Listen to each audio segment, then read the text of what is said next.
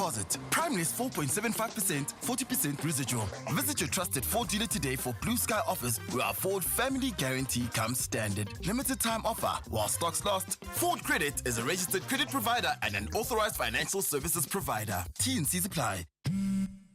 V up your February with great value deals from Vodacom Business. Meet the new Samsung Galaxy S25 Ultra featuring integrated Galaxy AI. Get it on a Red Business 1.5 gig plan for only 1,539 Rand per month over 24 months. Enhance your deal. Add 69 Rand extra per month and get the Samsung Galaxy Watch 7 eSIM. Available in-store and online. T's and C's apply. Further together. Vodacom Business. Fizzy drinks and fruit juices can make our children sick. Sugar is dumped into their bodies with every sip, which could lead to obesity, heart disease, and diabetes as they age. We must protect them from drinks high in sugar. Demand a stricter health promotion levy now. Sign the petition on heala.org. That's HEALA.org.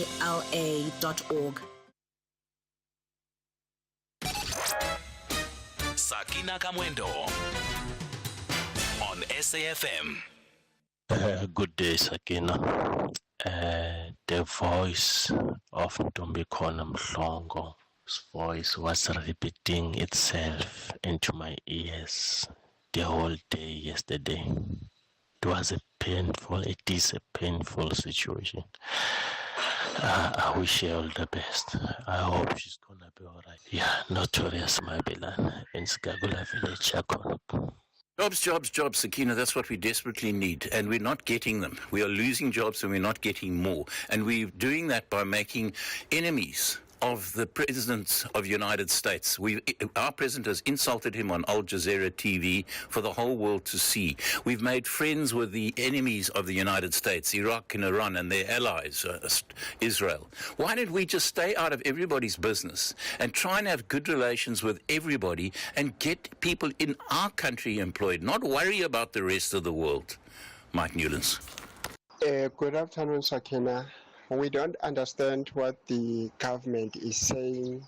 Recently, they got too much airtime to talk about the land issues, but when we see the floods that is happening in KZN, it's so devastating that the government is not even helping about the land issue. They are just talking about the land. And the other thing is the Ingonyama Trust, the Man of Kings. Why are they not assisting those people who are in need at the moment of that flood in KZN? But they got too much airtime to talk about the land. Brian Mabai from Proteagland. Thanks for the great show, Saki.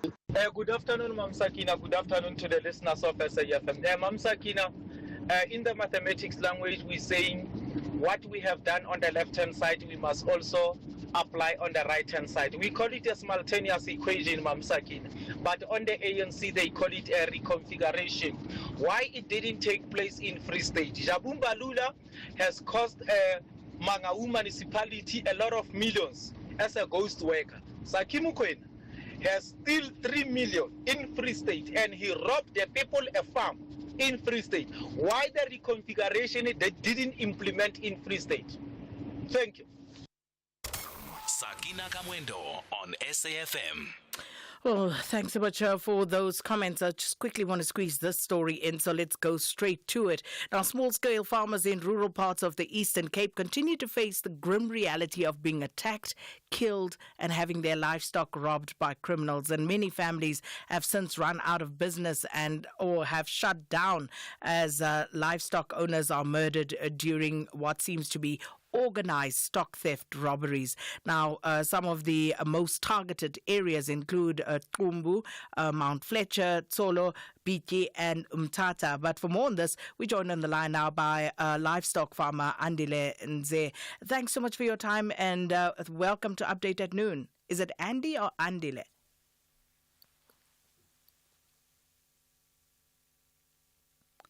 Well, we just seem to have lost our farmer there on the line, just trying to get him back.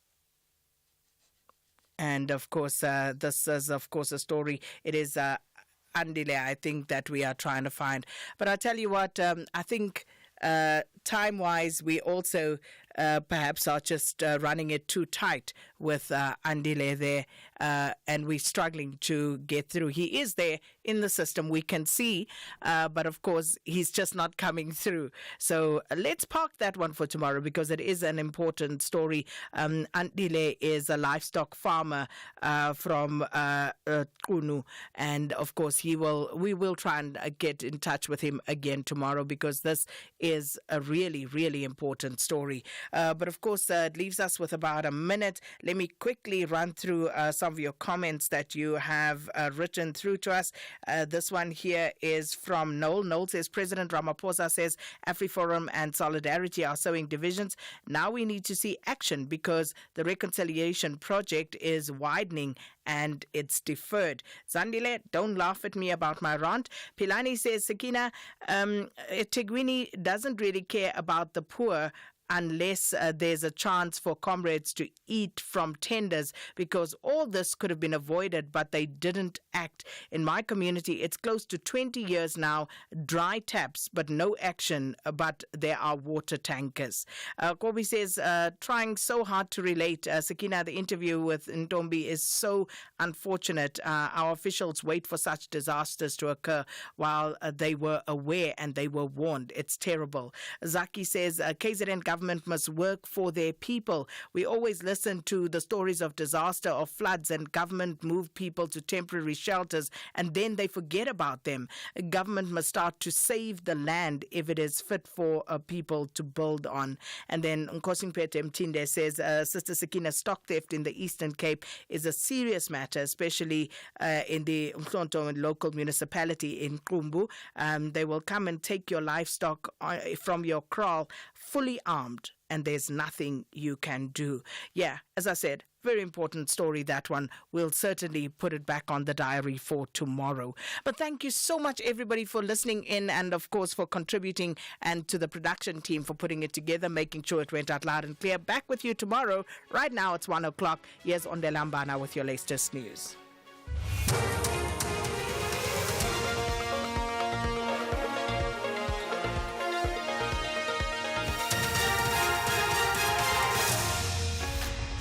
Thank you, Sakina and the team. Top stories at 1. Ramaphosa cautions AfriForum of sowing divisions and over 200 families displaced in KZN floods. For SAFM News, I am Ondelambana, and a very good day. President Cyril Ramaphosa has warned that AfriForum is sowing divisions in the country by advocating that the Trump administration intervene in government policy. The president was speaking on the sidelines of the Education Lekgotla taking place in Boksburg, Johannesburg. His comments follow reports that a delegation of the Afrikaner Interest Group met with senior representatives of the U.S. executive with the aim of having the U.S. put pressure on the ANC to change its policies. The group is concerned about the Land Expropriation Act, Bella Act, and crime against white farmers. We need to be sending a clear message to them that as far as we are concerned, as proud South Africans, we prefer that we should all stay here and solve our problems. And already what they are doing has spawned divisions in our nation. And that is not a nation-building process of running around the world to try and have your problem solved. You are just sowing divisions, because now a number of South Africans then start looking at others negatively, and I don't think that is the right way to handle our problems.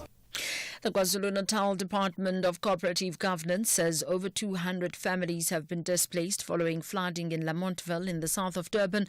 Heavy rainfall on Tuesday led to several homes being swept away. 6 people have died.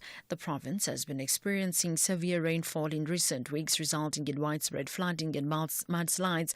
COGTA spokesperson Sanzelwe Mzila. Well, within the specific area of Lamontville, just over 200 people have been displaced and they have been moved to community halls. And the Department of COGTA, through the Provincial Disaster Management Center, is coordinating and ensuring that these people are provided with hot meals and the necessary interim relief that they need through partnerships with the relevant social partners, the eThekwini Metro, and community members as well who have come forward and wanted to donate to ensure that their fellow human beings are supported during this traumatic time. The Mayor of Tshwane, Dr. Nasipi Moya, is expected to table the 2024-25 adjustment budget today in Tshwane. The budget is set to outline the revised medium-term expenditure priorities. The city's Zinhle Mahlati further explains. The adjustments budget process allows the municipality to make strategic revisions to the approved 2024-2025 budget, aligning revenue and expenditure with mid-year performance. It also enables the reprioritization of funding, shifting resources away from underperforming or non-strategic line items towards critical service delivery needs. The DA, Solim Simang, has accused Gauteng Premier Panyaza Lesufi of lying to residents of the province as he has not delivered on the jobs he promised. Political parties are currently debating the state of the province at the Gauteng legislature in Johannesburg. During his speech earlier this week, Lesufi highlighted a number of challenges which include unemployment, potholes and failing infrastructure. Simang says Lesufi has also lied about the ailing infrastructure. So I want to then say to you, Premier Lesufi, you have been lying to the people of Gauteng and selling them lies. You promised us 1,800 drones. Of those, according to your own reports, only 33 have been procured. I want to say to the people of Gauteng, we are on our own. There's nothing that is going to change. There's nothing that is going to improve your life in the next year or the next 5 years. The next thing that you have to do is to make sure that you get yourself to get rid permanently of this government here. Oscar-winning U.S. actor Gene Hackman, his wife Betsy Aragwa, and their dog have been found dead at their home in Santa Fe, New Mexico. Police are investigating, but say at this time they do not believe foul play was a factor. In a career that spanned more than 6 decades, Hackman received 2 Academy Awards, 2 BAFTAs, 4 Golden Globes, and a Screen Actors Guild Award. He was 95 and his wife 63. The BBC's David Salator looks back at his life. All right, Popeye's here. Popeye Doyle in The French Connection was Gene Hackman's defining role. Get your hands on your heads. Get off the bar and get on the wall. He was in his mid-30s by the time of his first big movie. But then came an Oscar nomination for his role in Bonnie and Clyde. You shouldn't have done that, Blanche. It was a dumb thing to do. And after that, The French Connection turned him into one of Hollywood's most compelling tough guys, with an Oscar for Unforgiven On Independence Day. and another nomination for Mississippi Burning. He was a versatile actor who excelled at playing the ordinary guy. Recapping the top story, President Cyril Ramaphosa has warned that AfriForum is sowing divisions in the country by advocating that the Trump administration intervene in government policy. I am on Delambara for SFM News Headlines at 1:30. Dis-Chem's Beauty Fair is here. It's time to treat yourself at your fabulous fragrance destination. Big date coming up? Find a fragrance that makes it unforgettable. Crushing it in the boardroom. Make an impression before you even speak. From fresh and floral to bold and unforgettable, get your perfect fragrance match at Dis-Chem's Beauty Fair. Hurry, deals end 16 March. Masandawana say they're in the business of winning matches, but Amakhosi have a big agenda to stop the log leaders. Naturena confronts Tlurko. Kabuyelo battles it out with Gold and Black. This is the Betway Premiership. Witness Mzansi's clash of giants. Mamelodi Sundowns FC versus Kaizer Chiefs FC. This Saturday, 1 March at 2:30 p.m. Live on SABC1 and at 3:30 p.m. on SABC radio stations. Also available at your fingertips on SABC Plus. Proudly brought to you by SABC Sport. For the love of the game. SAFM would like to thank everyone that submitted their entries for the playwriting competition. The announcement of the top 10 and winners of the competition will be announced on the 3rd of March 2025 on The Talking Point with Kathy Mutlatlana. Stay tuned to SAFM and find out who is the lucky winner. SAFM, leading the conversations that move us. The Full Circle with Bridget Masinga, Monday to Friday, 1 to 3 p.m.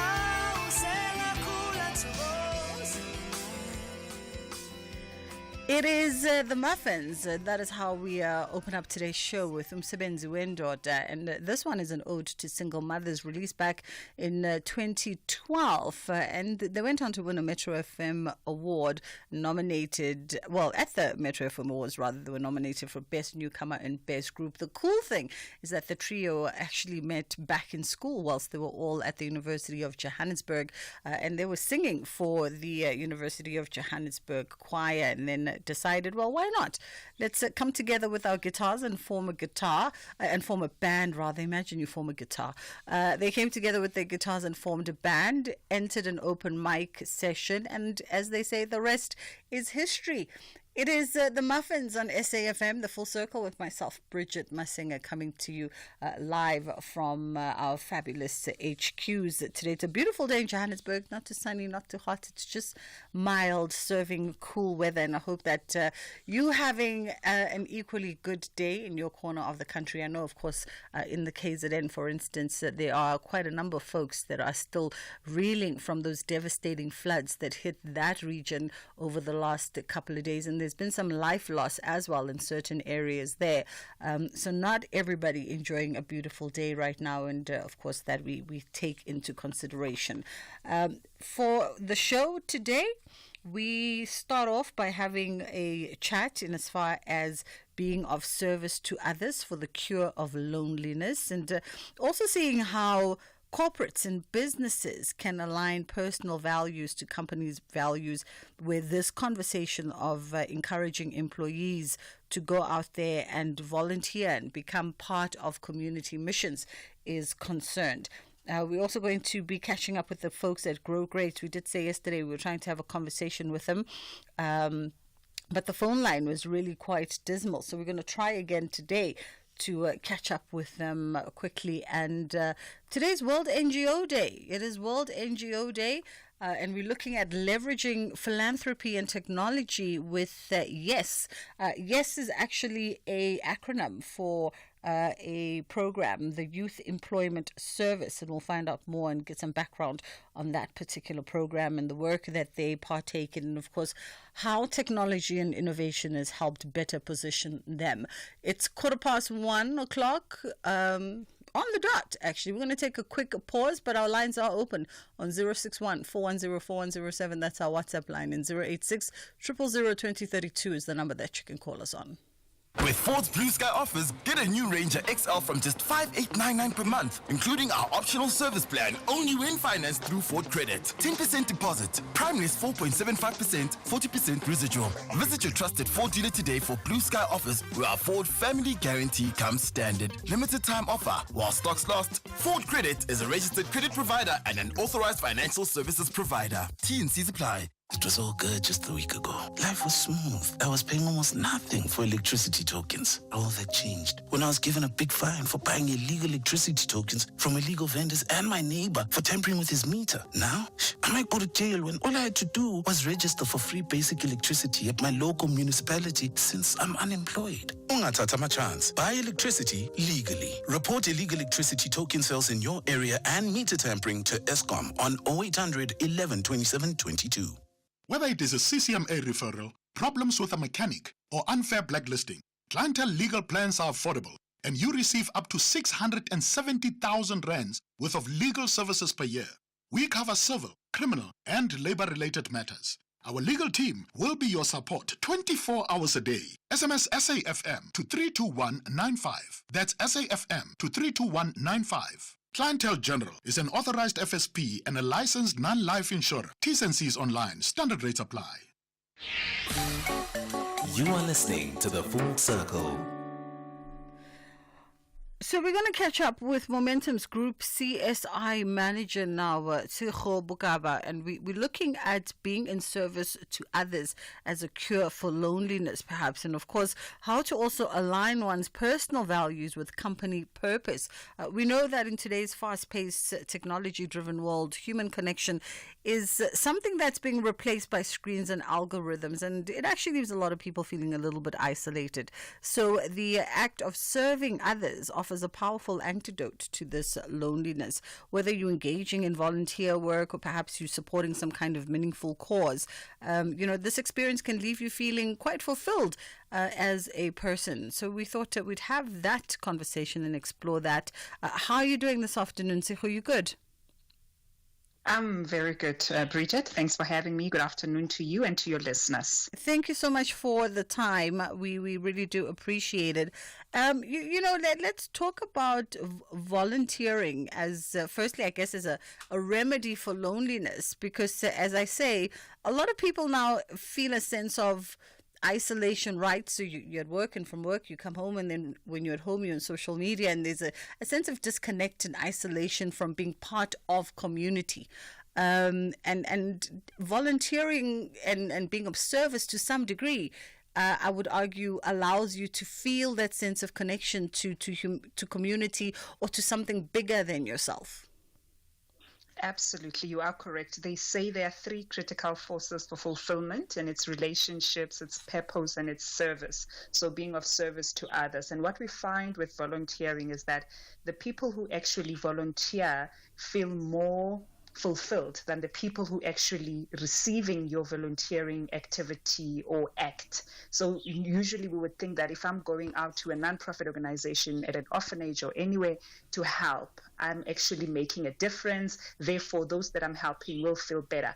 But research actually has proven that it is actually good for me as a volunteer. It gives you a sense of purpose. It gives you a sense that you are contributing to something that is meaningful, that is transformative, and making a difference in others' lives. Does it also deepen perhaps one's social bonds and that sense of belonging that maybe a lot of people feel a little distant and a little removed from in a world that's so connected, ironically enough?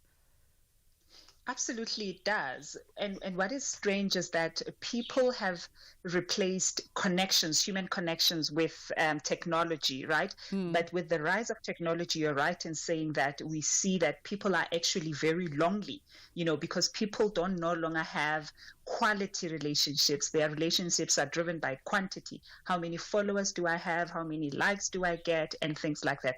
But we're missing that, those quality relationships. So volunteering is one of those things that give you a sense of having a community, a sense of those meaningful relationships and those meaningful connections. You don't feel that void. So you can be on social media, you can be engaged on, any form of social media, but you're still feeling lonely because there is something about human connection that improves our physical and mental health. There's an innate hunger for human connection, and we can't take away from that. And I think volunteering is one of the things that give you that connection, those human connections that are meaningful. Yeah. And what does that do for one's mental and psychological being, as it relates to both the personal as well as the professional? Because some folks might say, I want to be out there, I want to be of service, but I don't have the time. And yet they find when maybe they carve out the time, there's actually a positive that they can feel that even assists when it comes to their professional work life. Absolutely. And I think what I always say to young people is that you look at how high the unemployment rate is currently. It is very, very high, especially amongst young people. And one of the reasons why it's so high is because of lack of experience. You leave school and you go and apply for a job and they tell you they want 3 months or 3 years experience, and you don't have that. But volunteering, it's something that can give you that work experience. And after volunteering at a particular nonprofit organization, you then put that in your CV. You put the manager or the director at that nonprofit as a referee even on your CV. So it's something that can contribute towards you becoming marketable, but also in work experiences or environment. For instance, we find that it helps with team building, and it also helps with after every volunteer activity, what we normally do is we send out a survey and ask our employees what was the experience like, what did it teach you, what did you gain from it. And one of the things that come is that I didn't actually realize that I have a skill in this, or I'm a leader, or I'm good in standing in front of people and inspiring them and motivating them. So suddenly people realize those skills that were hidden, and that passion that was also hidden, but it was unleashed through volunteering. And that also can contribute towards you perhaps becoming a leader in your team or a leader in your organization. So there are so many benefits that come from volunteering, especially for young people and for people who still want to develop in their careers. Yeah. As you talk about that, I'm just reflecting back on my own career, and I think I've worked for, other organizations that had a really robust CSI directive. And one would get out and do a variety of things, and some things spoke to the theme of the month, the global theme of the year, and some just really spoke to the company's own values. And it was always interesting how at every engagement, like you say, that fostering of team building, that taking people out of their normal space and sort of bringing them in a space where it's not just about them and their day-to-day routine, but it's about everything else that they can bring to other people. Essentially what we're talking about being of service, but how it actually it helped in in building a company culture, in maintaining that morale, in ensuring that everyone's connected, even on a personal level. At work, just building those interpersonal relationships, because now you have things and memories and things that you can talk about, and that moment when we went there, and your emotional responses, and you have something else that connects you that's more human than just, did you get the memo and did you finish that project? You are correct. Absolutely correct. We see that companies that actually have strong corporate social investment programs, that have employee volunteerism initiatives where their employees go out and support causes that are close to their hearts, actually attract talent. So you can use that as something that attracts, also retains talent. Like you said, you have employees who are engaged, who are proud to even work for an organization that supports them in something that matters to them. Because yes, you can have your corporate social investment programs, but when you have employee volunteerism initiatives, it's saying you supporting what matters to your employees. Yes, you can have company organized initiatives, but ultimately it's important to also allow your employees to go out and support causes that are close to their hearts. You need to enable that. You need to structure programs that support them, that incentivize them.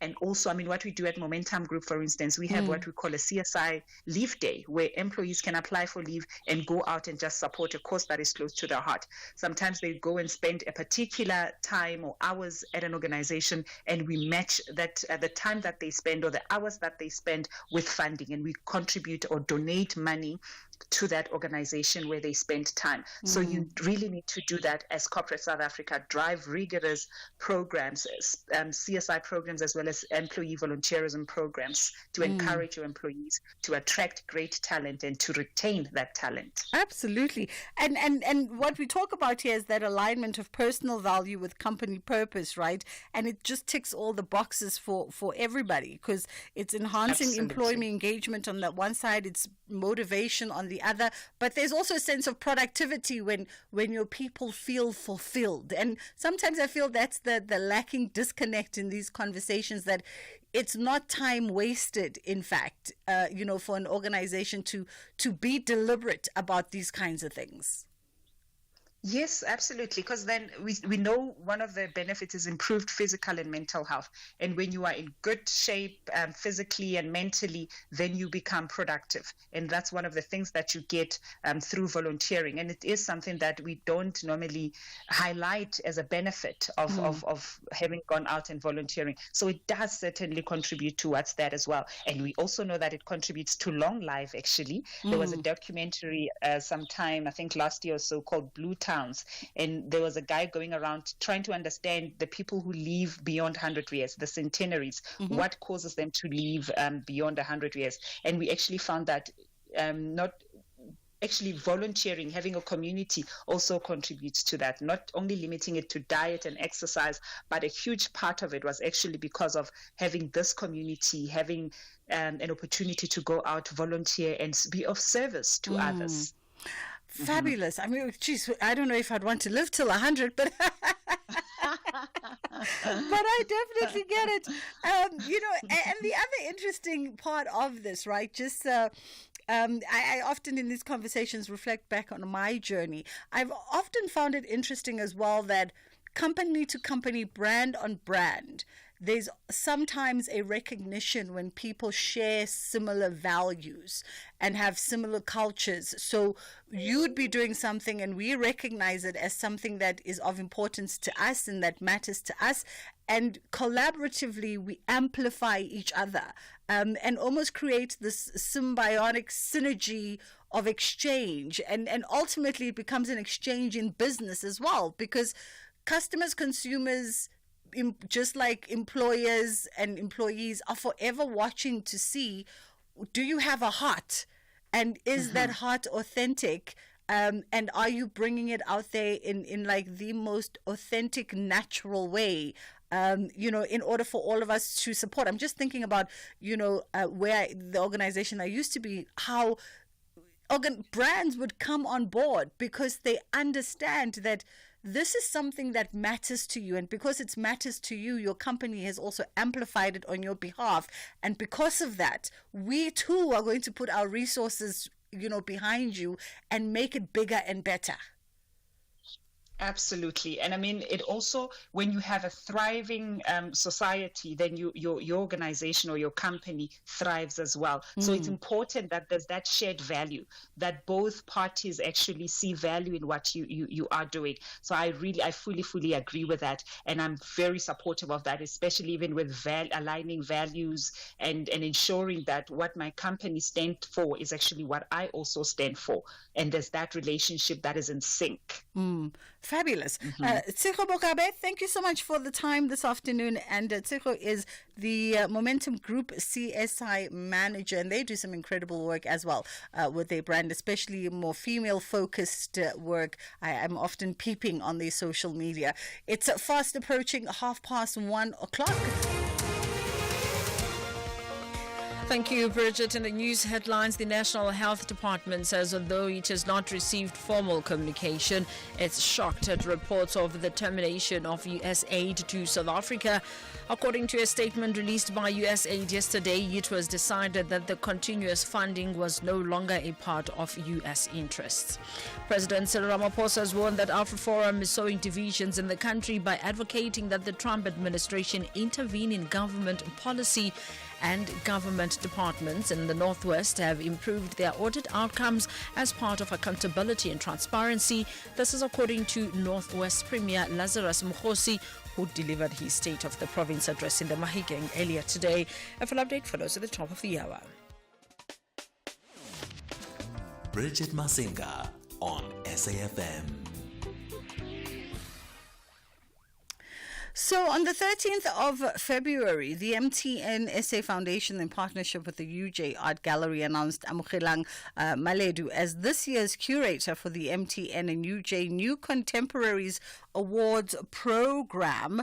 And Amu was successfully selected as the 2025-2026 curator by a legacy panel, and she will initiate a research process in March. I can't wait to find out everything that you've got in store for the UJ New Contemporaries Awards program. How are you doing this afternoon?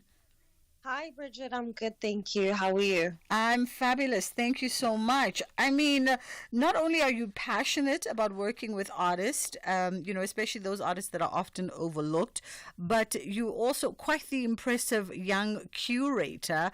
I mean, let's talk about the sort of this era, firstly, of young artists, and whether or not this time brings with it a sense of excitement and a sense of interrogation, or what is at play right now with this generation. Yeah, certainly. I mean, I think we living in an incredibly polarizing society in terms of what's happening in the world, but also what's happening locally and what's happening on the continent. And so art has always been an interesting way in which artists find different languages in commenting on society. And certainly even the way society is progressing. I think something that's totally interesting about this opportunity is the fact that it also wants to integrate technology into artistic practices. So how are artists being influenced by the technological progression that comes with where we are? So certainly something that I'm really interested in looking forward into looking at is the opportunity of virtual reality, right? Even the contemporary is speaking about AI, artificial intelligence, and how the ethics of that, inherent in that, and the sort of political questions of being a human being competing against a machine.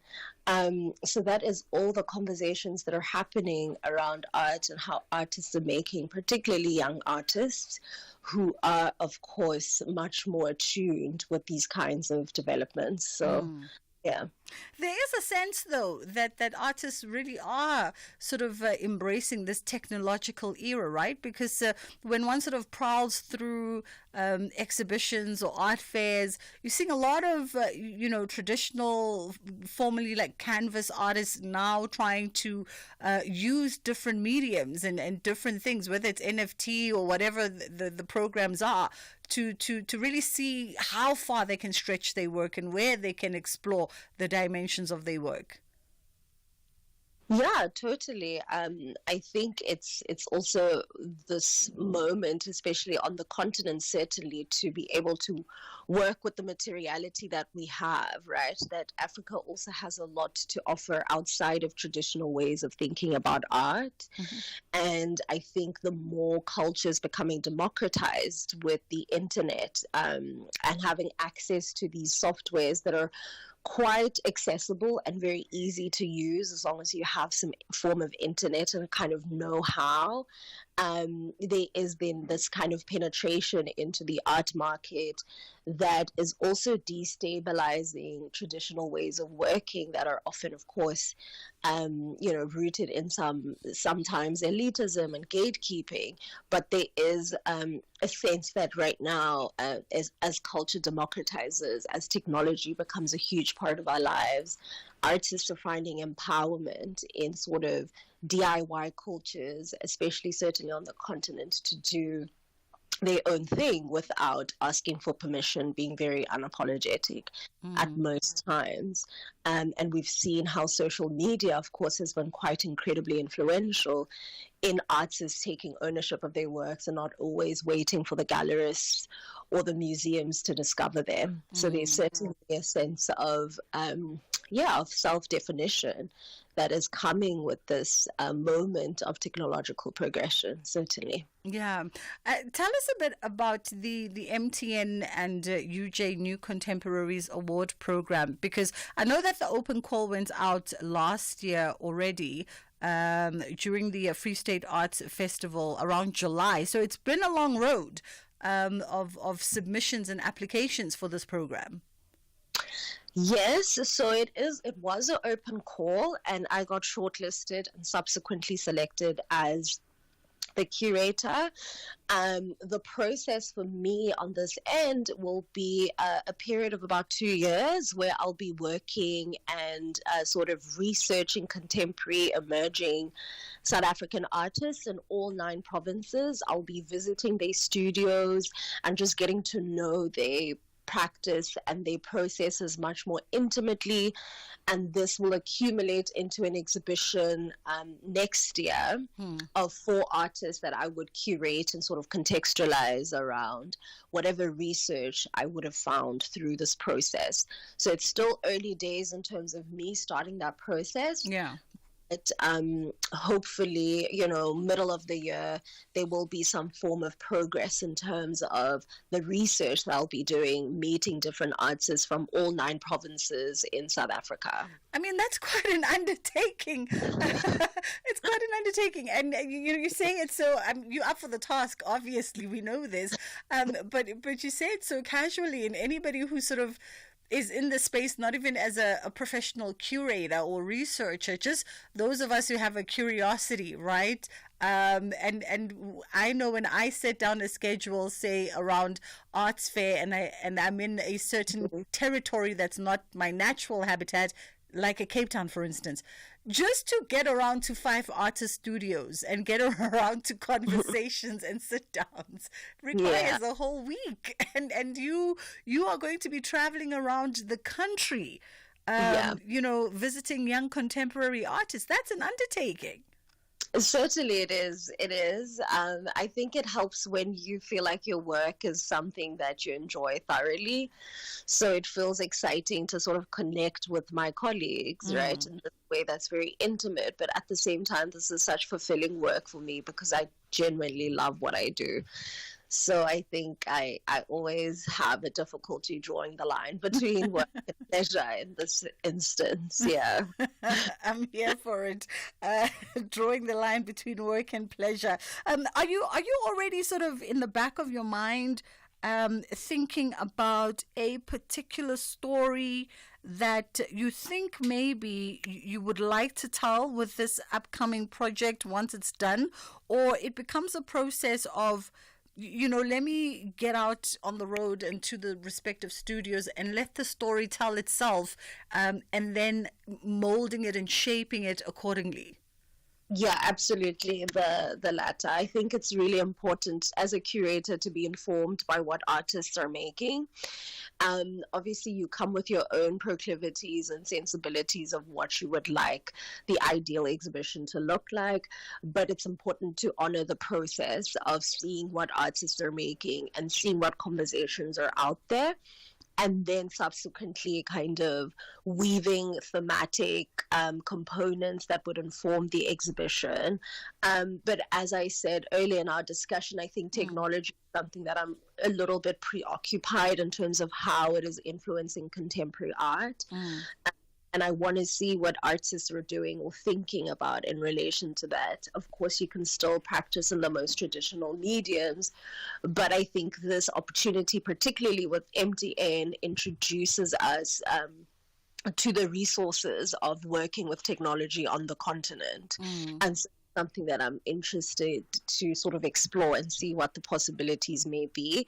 But I am always 100% led by artists' curiosities, and then from there on, I kind of weave ideas back into an exhibition.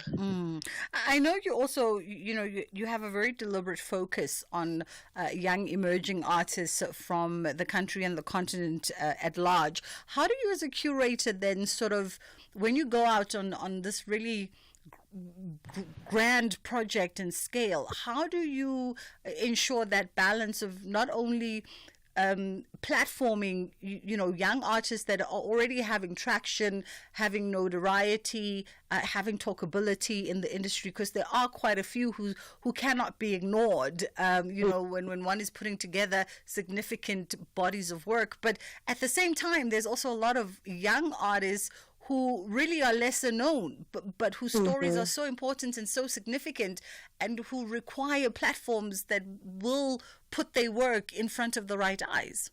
Yeah, it's a very difficult balance, and it's certainly one that is not objective at all. Being a curator is not neutral. And so you do leave some people behind virtually by your own sensibilities and what you're interested in as a curator. So part of this process, I think, because it's also spread out over a period of 2 years, gives me an opportunity to kind of, especially by going to different cities and different provinces in South Africa, also stretching our minds of thinking about creativity outside of the big cities, outside of Cape Town, outside of Johannesburg, and going into the Free State, going into the Northern Cape and seeing what artists are making there, because they certainly are artists producing in these regions.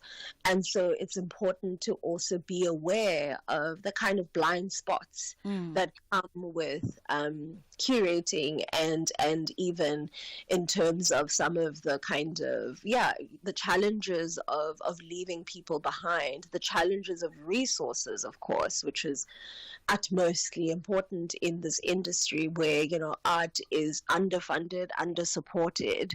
So it does create moments of competitivity around, the artists that are more visible versus the ones that are not. And it's something we constantly have to be aware of when we speak about questions of representation and this question of intersectionality. It's not just on the schema of gender and race, but also on the schema of resources, on the schema of visibility, depending on where you live. Are you in a township? Are you in a suburb? That informs the kind of art that you're producing and the kind of visibility that you have access to. And it's the responsibility of the curator to be constantly aware of these dependencies in the artists that they select. And just by way of closing, I'm very curious, Amogelang, the winter school, right? I know that part of the NCA program for the year is a winter school.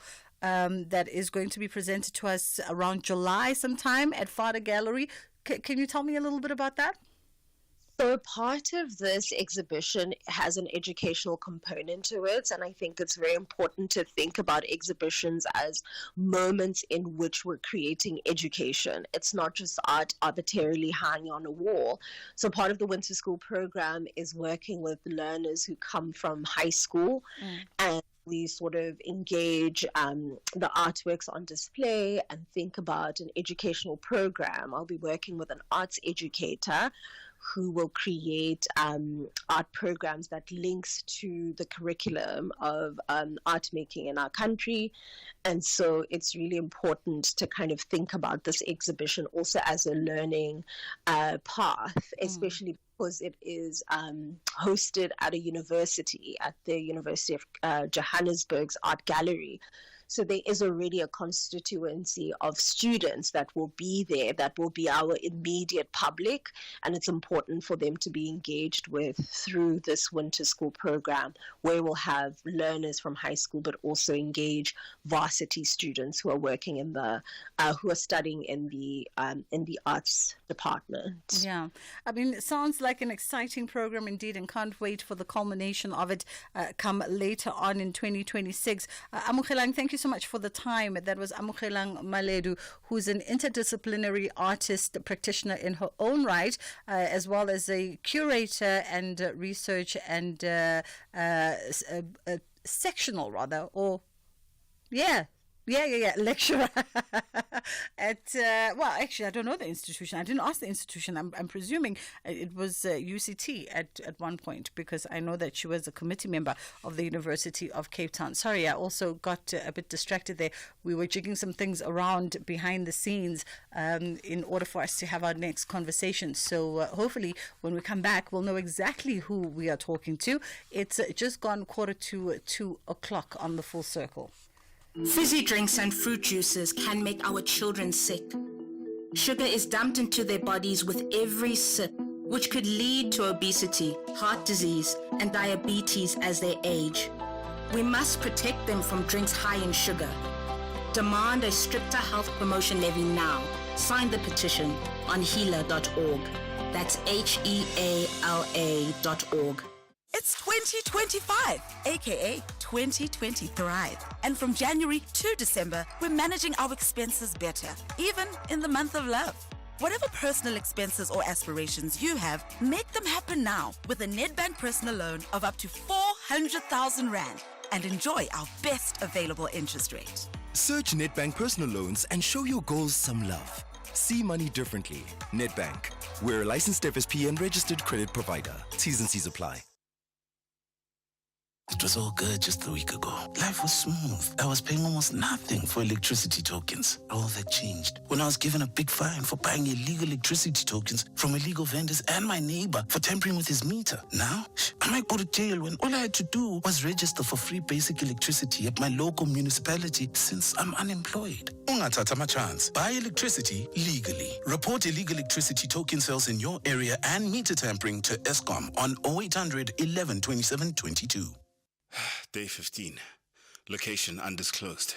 Mood brave. Music Eye of the Tiger. Dear Diary, it's been 2 weeks of epic challenges against some of the most memorable and epic Survivor contestants. I have endured some harsh weather conditions, unbelievable drama, and these fire tokens have given me and the other contestants a second chance to stay in the game. Food. I feast on the defeat of my enemies. Vumi over there is busy planning and scheming, thinking that he can get me off the island. Never mind though. I will win this and take home $2 million. We're gonna be rich, Papa. Rich Goopy Wanapolani, are you doing that thing again? Come and get your dinner, Mr. Fake Diary Sessions. We're now on Survivor. Oh, the world will fall. Catch Survivor Season 40, Winners at War. Thursdays at 6 p.m. Starts 27 February on S3. Open up. You are listening to The Full Circle. I laugh. I'm about to take this debate on air so that we can see between me and my producer who's the one who's right here. Because sometimes they do things and then I come on air and I sound like a Popeye. And when I ask them afterwards, then they're like, oh. I'm here for it. We are catching up with Dr. Edzani Papule now, Executive Director at Grow Great. And we tried to have this conversation with the good doctor yesterday, but hopefully today our phone lines are going to hold up. The Union Against Hunger, which is a newly formed civil society movement, has launched this morning with an event that brings together leading experts, activists, and organizations to confront South Africa's hunger crisis. In fact, they launched it yesterday. And so we're going to find out from the good doctor what is the UAH all about, and of course have other conversations that pertain to this. How are you doing this afternoon, Dr. Edzani? I'm doing very well, thank you. I hope you can hear me well today. Crisp and clear. Crisp and clear. Let's talk about the Union Against Hunger. This is a recently formed civil society movement, or at least recently launched civil society movement. Give us some context and some background. Yes, the Union Against Hunger was launched yesterday, and I believe it was a successful launch.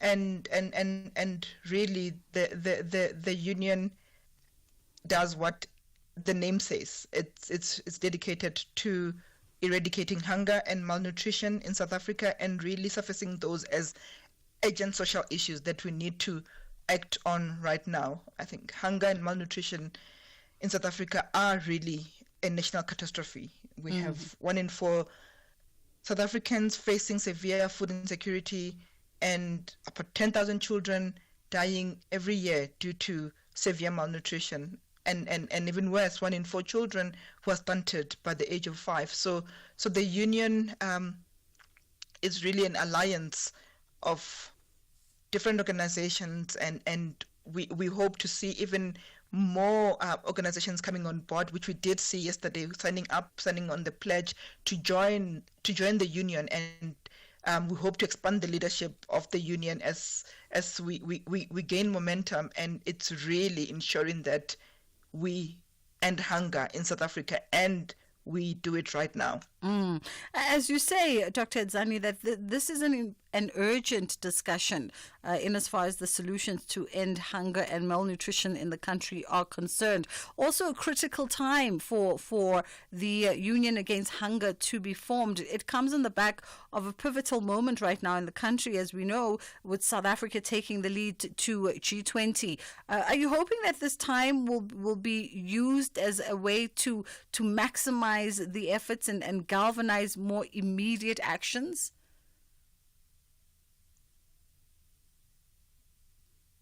Hello, can you hear me? Yes, I can. Oh, okay. I couldn't hear the end part of the question. I was saying that yes, this being this being a critical time right now, the union coming at this pivotal moment as South Africa takes the lead to the G20. Are you hoping that this would work in your favor? Absolutely, and we want to take advantage of this very moment with us leading the G20 and the Global Alliance Against Hunger and Poverty. We need to make sure that we continue that momentum, and because it is South Africa leading, and we have food security as one of the issues that are on the task force 2 for the G20 in South Africa. We're really wanting to make sure that we capitalize on that and galvanize South African civil society movements and academia, and actually everybody who is interested in ending hunger in South Africa, and use this moment to ensure that there is attention on this issue, and not only attention, but that there's urgent action to eradicate hunger in South Africa. That takes us to the importance, perhaps, of the moment as well, considering that the national policy on food and nutrition security is currently under review. Are you hoping that there'll be a push by policymakers for more systemic reforms in as far as food security is concerned? Absolutely. We're hoping to capitalize on that moment as well, and we understand that if without a whole systemic change within the food systems, we will not be able to solve the problem of hunger. And it's really critical that, you know, we speak of South Africa being food secure at a national level, but really that food is not accessed by the people who need it most. So we're needing like very clear systemic change that dismantles that issue and ensures that there is access to food, there's accessible food prices in South Africa to those who need it most. And I think we understand that as a long-term goal of the Union Against Hunger, but we really want to be focused on urgent action, which focuses on actions where we think there can be immediate outcomes, which include realizing everyone's constitutional right to food, but really focusing on children's rights to basic nutrition, which is an absolute right and not a progressive right. And if it truly is an absolute right in South Africa, no child should be dying from hunger, as we're seeing, and no child should be stunted. So we're really wanting to focus on that constitutional right of children having stunting by 2030 and increasing the value of the child support grant to the upper bound poverty line, because we believe that this in the short term are solutions that the government can act on and should act on. As part of the movement, you've collaborated and are in coalition with some really formidable organizations in the space of advocating for children.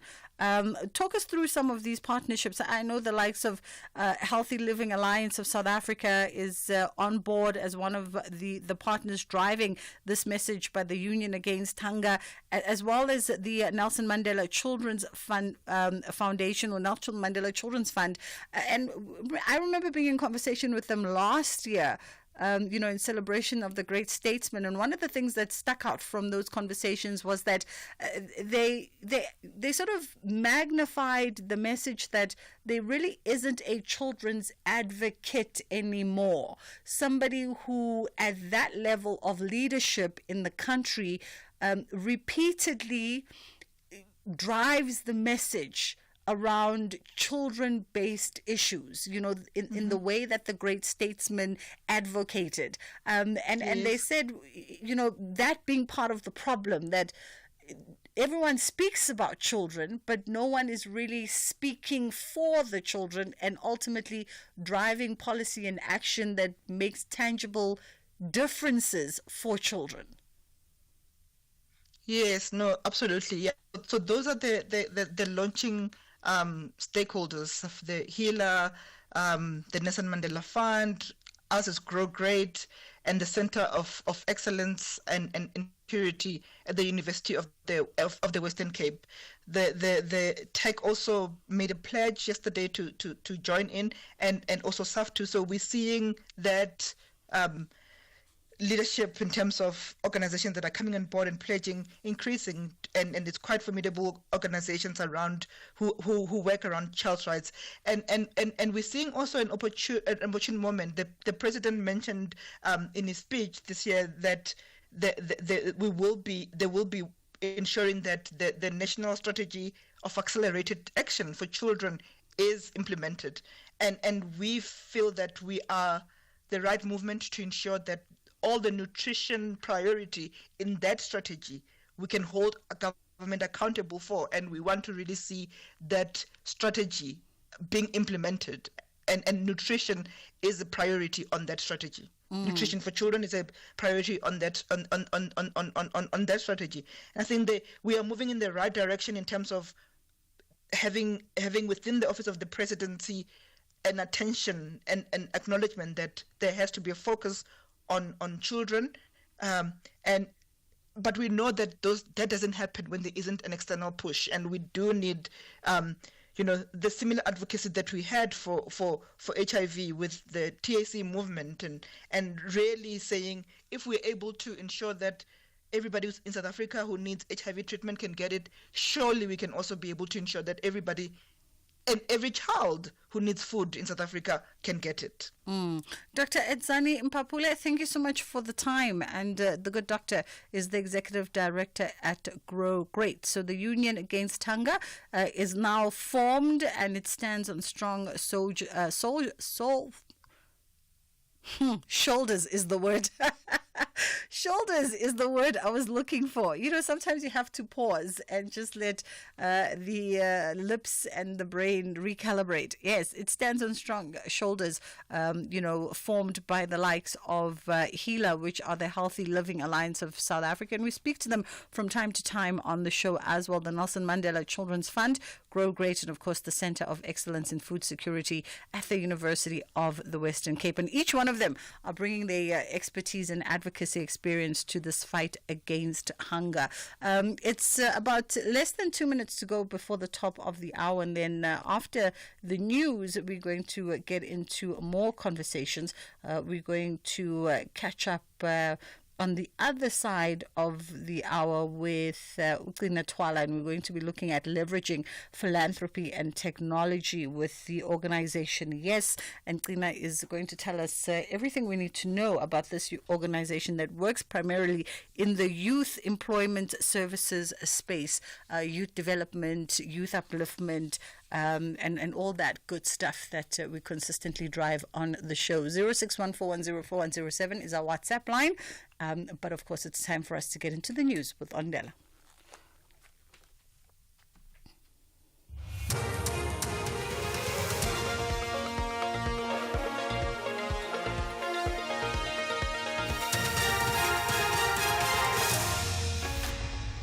Thank you, Bridget. Top stories at 2. The National Health Department reacts to U.S. aid reports, and Ramaphosa cautions AfriForum against sowing divisions. For SAFM News, I am Ondela, and a very good day. The National Health Department says although it has not received a formal communication, it's shocked at reports of the termination of U.S. aid to South Africa. According to a statement released by USAID yesterday, it was decided that the continuous funding was no longer a part of U.S. interests. This follows U.S. President Donald Trump suspending funding for 90 days pending a review of the programs.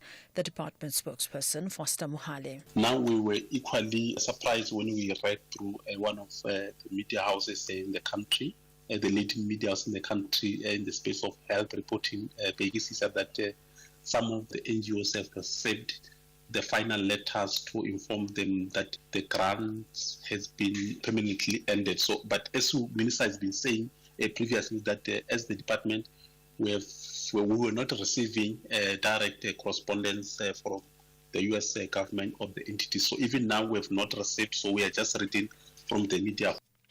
President Cyril Ramaphosa has warned that AfriForum is sowing divisions in the country by advocating that the Trump administration intervene in government policy.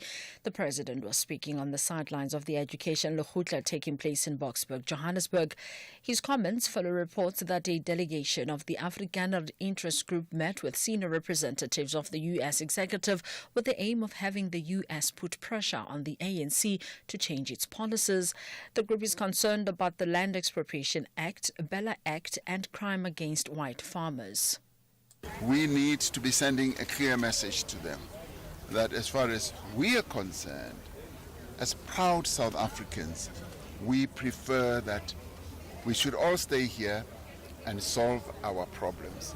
And already what they are doing has spawned divisions in our nation. And that is not a nation-building process of running around the world to try and have your problem solved. You are just sowing divisions.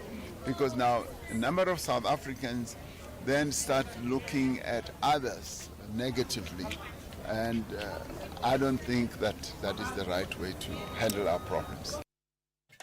Government departments in the Northwest have improved their audit outcomes as part of accountability and transparency. This is according to Northwest Premier Lazarus Mokgosi, who delivered his State of the Province address in Mahikeng earlier today.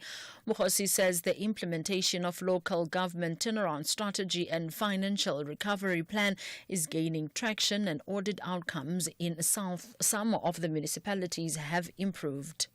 We are proud, Madam Speaker, to report that we have achieved 2 clean audits at Provincial Treasury and the Department of Arts, Culture, Sports and Recreation.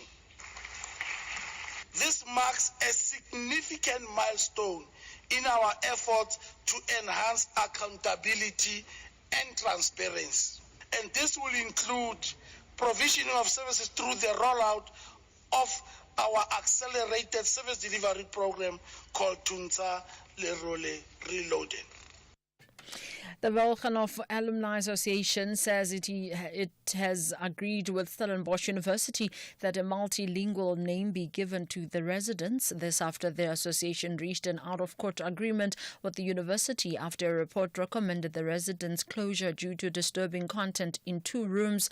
Association spokesperson Yakorabi says a current Volchanov students will be moved to another building for about 6 months while a rejuvenation process takes place.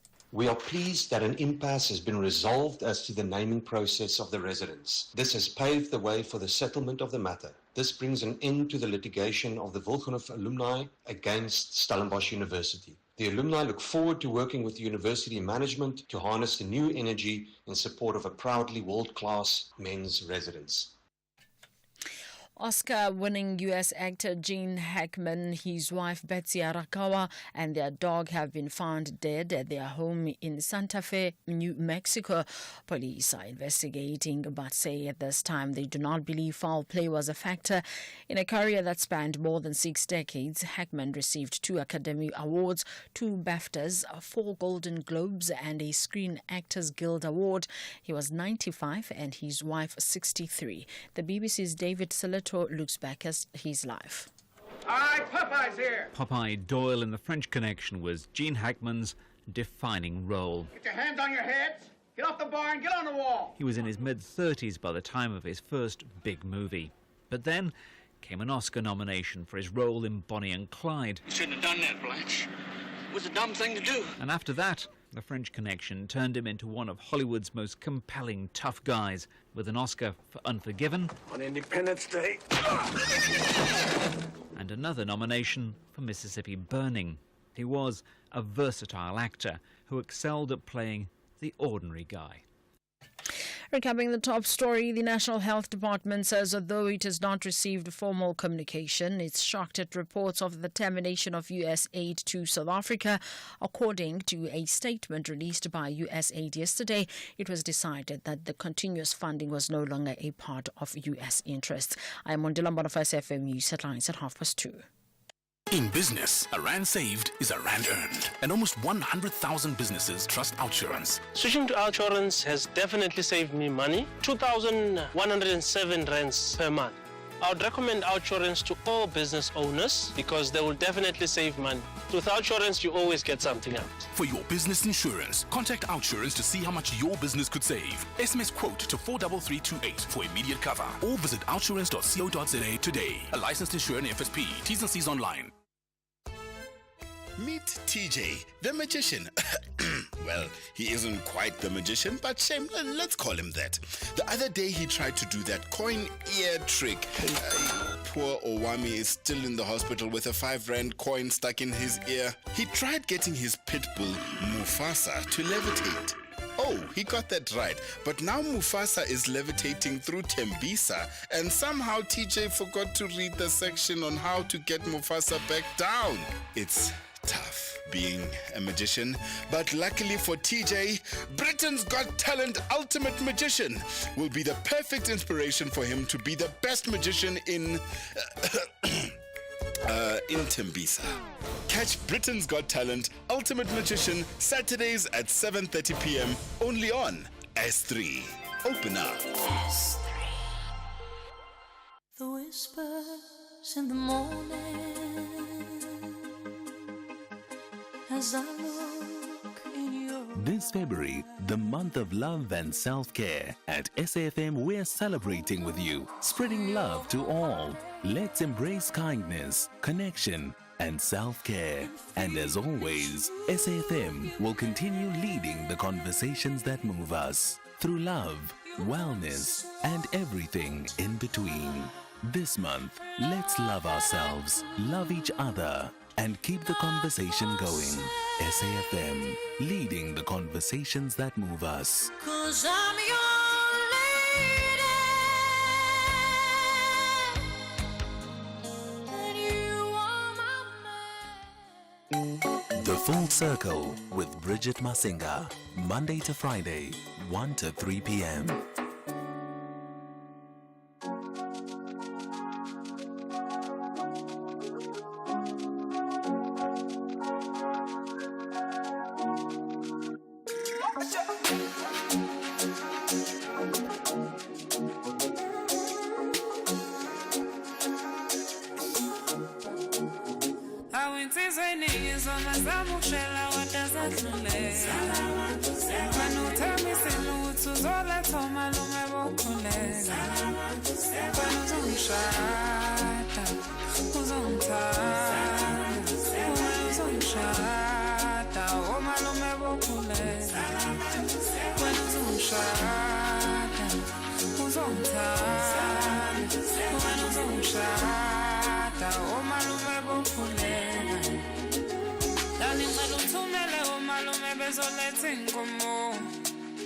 Ungakhohlwa nokuphatha amamila amabili emvula mlomo. Ngithi uNkulunkulu mengakithi akekho ongamelana nathi. Uthando lwethu lomelele angeke baphike nathi. Soyibamba njalo dali, soze siphumelele dali. Soyibamba njalo dali, uthando lwethu luphumelele njalo. Darling, my baba, I'm feel it. Darling, my baby, I'm feel it. I'm a mela, darling. La la, mina yaspelanga, mina yaspela. Zenzo zami dali dulu wenta mina yaspela. Klizio yami dali shanga mata dali yaspela. Yaspela. No, yaspela. Oh, yaspela. Dali yaspela. Oh, isizeni izoma zamushela wetazadlule. Kwanu tamise lutsu zola toma lume bokule. Kwanu zomshata, uzomtanda. Kwanu zomshata, oma lume bokule. Kwanu zomshata, uzomtanda. Kwanu zomshata, oma lume bokule.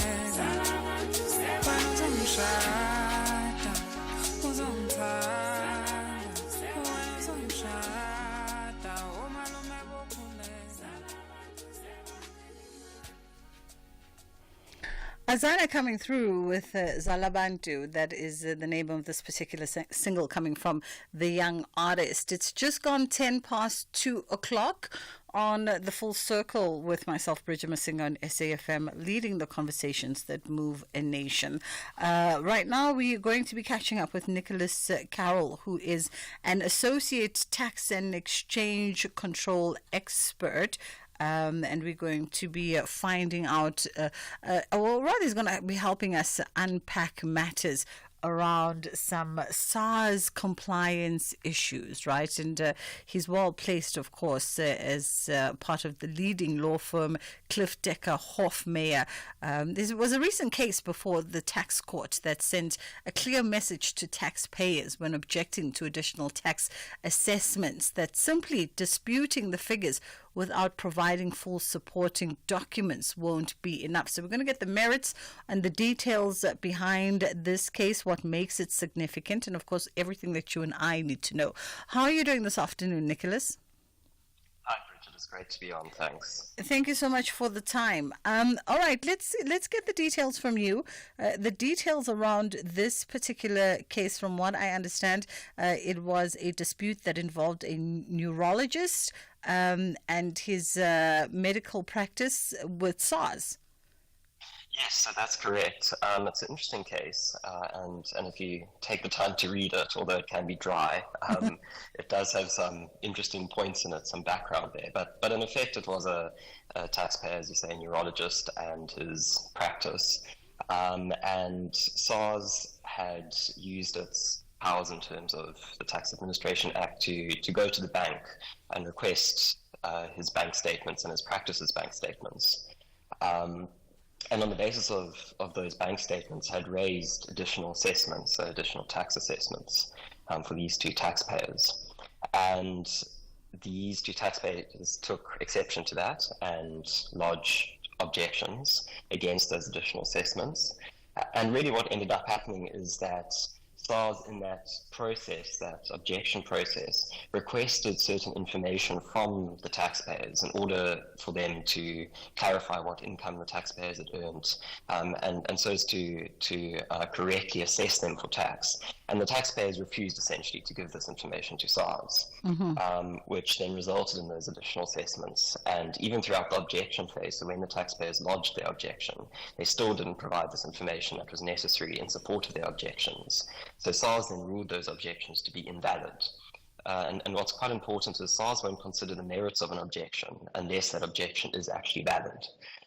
So it's quite important for a taxpayer to make sure that when they submit their objection, it is valid in terms of the requirements of the Tax Administration Act, so that SARS can judge it on the merits. Okay. This ended up in the tax court, of course, because the taxpayers took SARS's decision about the validity of their objection to the tax court.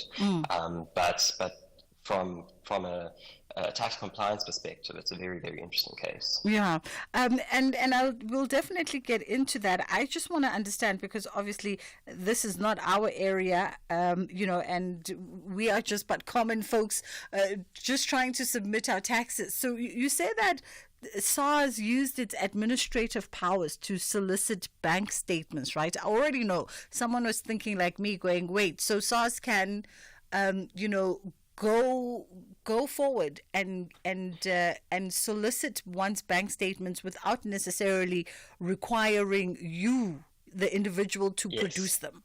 Yes, no, that's absolutely correct. And SARS has quite wide-ranging powers of information collection, so that they can carry out their mandate. So, of course, they can go to you, the taxpayer, and request certain information, but they can also go to third parties, such as your bank, and request information about you, financial information. And on the basis of that information, such as your bank statements, they can either then go to you as the taxpayer and request additional information, because if they see something in your bank statement which doesn't make sense, then they can ask for a justification for that, or they can use that to make what's called an estimation assessment. So where they believe that the taxpayer hasn't been fully compliant and hasn't been upfront about their tax affairs, SARS can take that information, and on the basis of that, they can estimate the tax due. And make that estimation assessment, and then of course the taxpayer can object to that, but in that process provide the relevant information to substantiate that objection, i.e. show why SARS is wrong. Yeah, and when they make and issue this estimated tax assessment, would that be in the instance where perhaps you are submitting a higher figure for your returns, and the dispute is there? That they are saying perhaps, well, it doesn't correlate. You're saying we owe you 100K, but it seems as though in fact we owe you 60. Yeah, so if I'm understanding your question correctly, it's unlikely that SARS would do that estimated assessment in a case where you've overpaid your tax. Okay. It's more where Yes. you've underpaid your taxes. Yes, that's Yeah, what I'm trying exactly, to say. Yeah. Exactly, yes. Yeah, no, so yes, exactly. So if SARS looks at your bank statements and says that you had inflow into your accounts of X amount, but you've only declared taxable income of X minus 40, then they'll say, where's that 40 gone? Why is that not taxable income in your hands? Got you. And that's when they'll come to you and say, can you provide us with further information? And in this case, the taxpayer effectively refused to provide that further information. Very interesting. And by way of compliance, what are the consequences of non-compliance? And I guess in this case, because you said that it had some interesting case points to it. Perhaps walk us through that, whether by way specific to this case or just in general, for us normal taxpayers. Well, if you're not compliant with SARS, SARS they have a number of remedies available to them. So what happened in this case, where the taxpayer wasn't compliant and didn't submit the information requested by SARS, SARS then went ahead and raised additional assessments, which were based on the estimate. Those assessments then say that the taxpayer owes an amount of tax, and that tax is a debt due to SARS. And of course, then, as the taxpayer did in this case, they can object. SARS, however, also has the ability, and this comes to also those third parties, so like a bank, for example, when it goes to that third party, if that third party refuses to provide the information which SARS has requested and which SARS is entitled to request, SARS can then also bring a court case against that person to compel them to provide that information. And although I did say that SARS has quite broad-ranging powers, it does have its limits. So if SARS is going to a third party, so not necessarily the taxpayer in question, they have to be able to identify which taxpayers' information they require with sufficient specificity. Of course, SARS won't be able to get hold of privileged information. So that's information which is coming from in the form of legal advice, essentially. Yeah. So there are limits to it, but beyond that, if SARS does have that entitlement to the information, then it can compel the taxpayer by taking them to court, or the third party by taking them to court, or as they did in this case with the taxpayer, they merely estimated the tax due and raised the assessment, and then the ball was in the taxpayer's court to object to that. And obviously, I'm wondering if one remains, because you say that they do have far-reaching powers.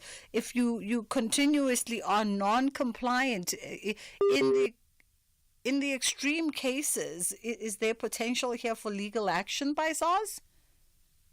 Sorry, Bridget, I lost you there for a second. Sure. I'm repeating. I was saying that in the instance that one remains sort of rebellious and non-compliant, is there potential for legal action for SARS to take against you, or legal actions? Yeah. Yes. So when you have that outstanding tax debt, then SARS is able to collect that in any way that they're able to collect a normal tax debt. So they can have judgment against you in the court, and they can essentially instruct the sheriff, as with any debt that is outstanding and due to a creditor, they are a creditor. They can then enforce that debt by having assets seized. They can even place, if it's a corporate taxpayer, they can place that taxpayer in liquidation. So yes, they have very far-reaching powers when it comes to collecting that tax debt, which arises as a result of these assessments. What sort of, or why are objections determined invalid? What could be some of the reasoning for some where SARS goes, it's an invalid objection? Well, something which you pointed out is that SARS is essentially going into a dispute blind, even though they are a... Nicholas? Okay, let's take a quick pause and then we'll come back and try and reestablish that connection with Nicholas. We are using WhatsApp, so it is dependent on network connectivity from our end and his end as well. We'll take a quick break and then we'll be right back. I'm Michelle Constant. Join the JSB crew and I every Saturday and Sunday morning between 7 and 10 a.m. We promise to keep you informed and entertained with innovation, culture, cars, travel, life learnings, environment, and of course, your big fat juicy. Small stories, big ideas, massive inspiration. The Jet Set Breakfast on SAFM.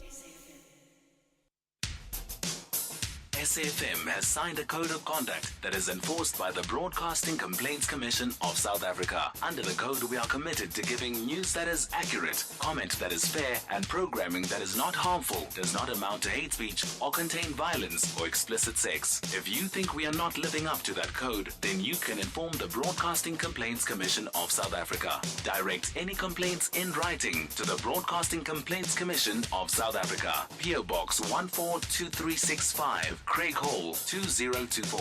Fax to 011-326-3198 or an email to bccsa@nabsa.co.za. For more information, please visit www.bccsa.co.za. Bridget Masinga on SAFM.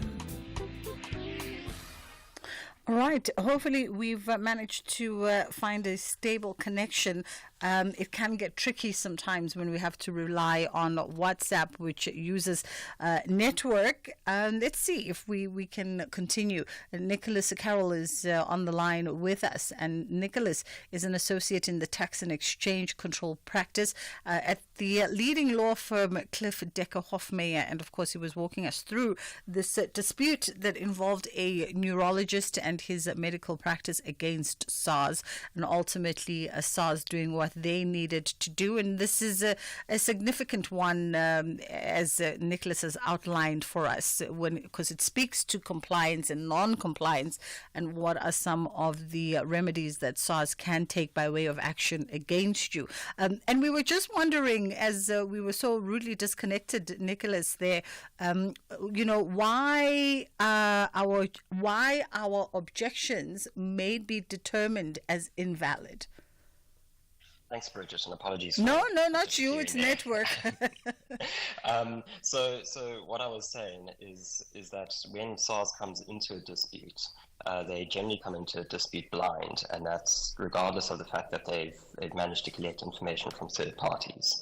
They don't have the full picture, and the person that does have that full picture is the taxpayer. Okay. So the requirements for a valid objection are that the taxpayer has to set out which parts of the assessment they're objecting to. So an assessment could have many different parts to it, from income tax, donations tax, dividends tax. So different types of taxes are covered in one assessment. Okay. And different grounds for taxing that taxpayer may be raised within one assessment. So they need to be very specific when they object to that assessment as to which specific grounds they are objecting. But then, even more importantly, and what was the key issue in this case, is that because the taxpayer has all the information, they need to substantiate their grounds of objection with supporting information. It's not good enough to say that SARS has mischaracterized an amount that the taxpayer received as income, whereas it was potentially a donation or a capital gain, or it was some amount which the taxpayer didn't receive in their own right, for example. That taxpayer can't merely state that SARS is wrong. They have to give a reason why and then substantiate that ground of their objection. And that's really where the taxpayer's objection in the current case that we were discussing came unstuck, is not only were they obstructive, it appears, with SARS, when SARS requested information from them, but when they then objected to SARS's additional assessment, they didn't provide that information which was necessary to substantiate their grounds of objection. I see. So it's really those two broad aspects. To have a valid objection, it needs to be addressed correctly in that it addresses the specific taxes which are levied on the taxpayer and those grounds of assessment which SARS raises. And then it must also substantiate the grounds of objection which are raised in opposition to that assessment. And I presume this all gets a little bit better if one goes out there and rather solicits the assistance of someone like yourself, an expert tax practitioner, perhaps, to help with those objections and to ensure validity of those objections. Absolutely. As you say, if you go and you speak to a tax practitioner, and particularly a tax attorney, so that's someone who's not only specializes in tax, but tax law, and how the legal system functions. They are able to guide you through the objection process, which can be very daunting for taxpayers at times. Very often, and what's been seen more commonly now with SARS turning to tools such as artificial intelligence, is a assessment will get or verification request will get issued to a taxpayer automatically. There's no warm body initially on the other side that the taxpayer can contact, and so they feel lost, they're at sea. And having someone who knows the objection process, who can guide you through it, but can also advise you on what substantiating documents you should submit or not, is very important. As I said previously, there are some limits to SARS's information gathering powers, such as where you have something that's legally privileged. Yeah. But that legal privilege will reside with the taxpayer, and that means that if they want to, they can waive that privilege. So they need to look at their documents holistically and say, there's certain documents which I should provide to SARS, there's certain which I don't have to, but I need to assess whether those documents actually might help my case. And having someone who can guide you through that process definitely does make it a lot more smooth. Yeah. It takes away a lot of the administrative burden. And it gives you a peace of mind that someone is taking care of your matter for you. Because when you're dealing with SARS, it can very often feel like a bit of a David versus Goliath situation. Absolutely. They have immense collection of powers, and a layperson who isn't schooled in the minutiae of tax law doesn't necessarily feel capable to engage with SARS. So having someone who is experienced with these matters really, really does help. They know what arguments to raise, they know how to draft objections, they know what channels to use when submitting objections, etc. Nicholas, you've just given us a food for thought. Thank you for walking us through this. I did have a verification that and an objection that was raised this year, and I just let it go with my tax person because I did not have the appetite to go back and forth with SARS. Cost me quite a pretty little hole in my pocket, but it's all right. Nicholas Carroll, we appreciate the time with you this afternoon, and Nicholas is a tax law expert, of course. It's just gone 2:30, and Ondela is standing by with the headline news. Thank you, Bridget. In the news headlines, government has confirmed that the envisaged envoy to be deployed in different countries to explain the country's position, among others, is yet to be established. The National Health Department says although it has not received formal communication, it's shocked at reports of the termination of U.S. aid to South Africa, and a group of former heads of state from various African countries have signed the Cape Town Declaration. They are calling for the restructuring of Africa's debt. A full update follows at the top of the hour. This program is brought to you by SABC Education, enriching minds, enriching lives.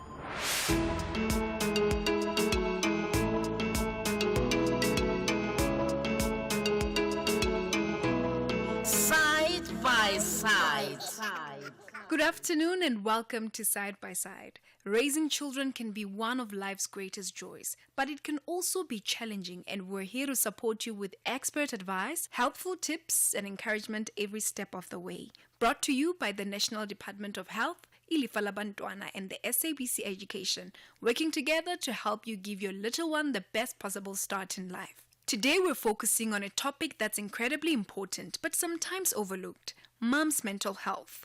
Parenting, especially in the early years, can be emotionally demanding as it is rewarding. On our drama episode yesterday, we had Refueler from the support group who shared her experiences and also highlighted the importance of mental well-being for mothers during this critical time. Now we're taking the conversation further. Joining us today is Dr. Mdaga Noktula, a psychiatrist from the Department of Health, West Rand District Services. Dr. Mdaga, thank you for joining us today. Why is it important to prioritize the mental well-being of mothers? So thank you very much for inviting me. Such an important topic, often neglected, because being a mother is like normal, right? Or we think it's normal, right? And it's like we just born to be mothers as women. And I think before we jump to just looking at women as mothers, the risk of actually developing a mental illness is higher in females, right?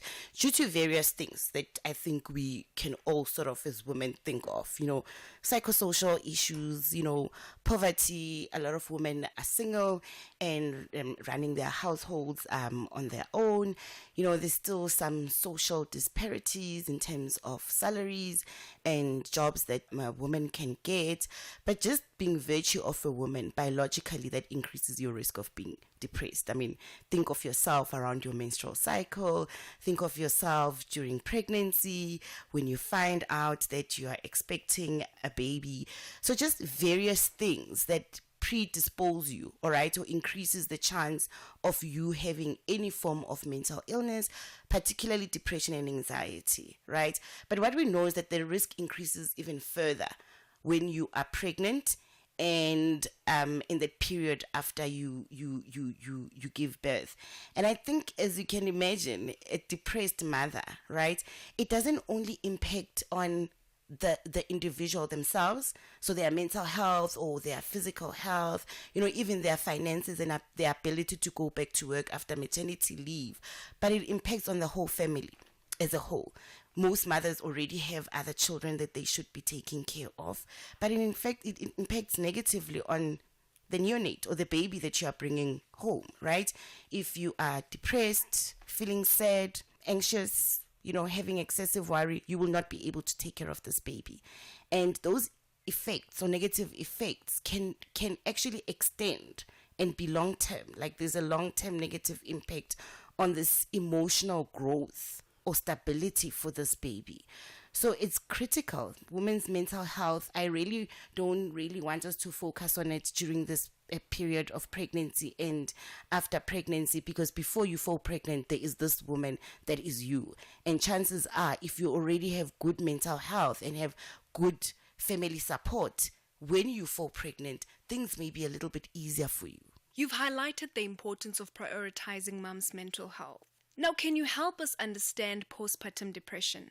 What is it? So I like to think of the whole period of pregnancy and the postpartum period, which is after you give birth, sort of as one period, right? Because what we actually find is that most women who present to us with symptoms of postpartum depression or other mental illnesses that are common in that period, it actually started during pregnancy. So we really need to start looking out for it during pregnancy, and it is incorporated in the care of pregnant women. For example, within the public health system, all pregnant women are screened for depression during pregnancy, throughout pregnancy, which is a good thing, because sometimes by the time you discover it in the postpartum period, you find that the symptoms are more severe. So in terms of what it is, right, and we'll be looking more into the postpartum, right, but the symptoms are the same. It's the same symptoms you would have when you are depressed, whether you are pregnant or not. So we find that you've got this severe sadness, right? We all get sad, but the sadness is severe. It's prolonged, usually more than 2 weeks, and generally would be within the first 4 weeks of giving birth. But with some literature, that period is even extended to up to 1 year. This sadness, it's not just the normal sadness that we used to. Like I mentioned, more than 2 weeks, you find that the individual loses interest in activities that they were previously interested in. Someone who loved cooking, someone who loved baking, now they're just not interested in any of that. Very commonly, changes in sleep, in someone who's just given birth, right? Having insomnia, not being able to sleep, may be seen as normal because, your sleep usually will change because of taking care of the baby, right? But this may actually be a red flag, okay? Changes in appetite, changes in energy, feeling restless, or just having what we call psychomotor retardation, not being able to get out of bed, extreme fatigue. But we also find women having feelings of guilt or worthlessness, sort of feeling like I won't be able to take care of this baby, or what if something goes wrong, really feeling hopeless, poor concentration, and making mistakes and not being able to focus on whatever it is that you are doing. But what we really, really worry about is then when the woman starts having thoughts of wanting to kill themselves, or thoughts of death, and sometimes even thoughts of harming the baby. And not because you don't love the baby, right? Because you just feel like, how am I going to be able to take care of this baby? But what we really worry about is when someone is not able to function. I think in psychiatry, that's when we start thinking, okay, this is a disorder, because it's impacting your ability to function normally, right? As you can hear, you'll think, okay, yeah, being tired after giving birth could be seen normal. Struggling to sleep or not sleeping can be normal. Being a little bit teary, there's what we call baby blues. About 85% of women experience this after giving birth, where they feel a little bit sad, a little bit teary, but they are functional, right? And just with adequate support, that sadness resolves on its own. But once you start struggling to function, that's when we start getting worried. Dr. Mdaga, with all of that said, what can mothers do to improve their mental health? Because at the end of the day, they still need to improve their mental health. Definitely. Women as a whole. I think self-care, right, is critical. And really learning to set goals for yourself or schedule things, right? A lot of us don't schedule meals, we don't schedule baths, we don't schedule time out, we don't schedule exercising. All of those things are critical.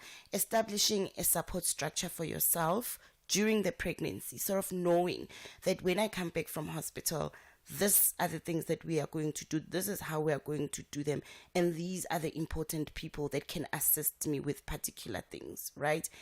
And really seeking the help and not being ashamed. I think a lot of women feel the pressure to be good mothers, right? You think of your mom and you think, oh, she did everything on her own. And you have these high expectations for yourself, which are often unrealistic as well. We mentioned good sleep. Critical. When baby sleeps, you sleep.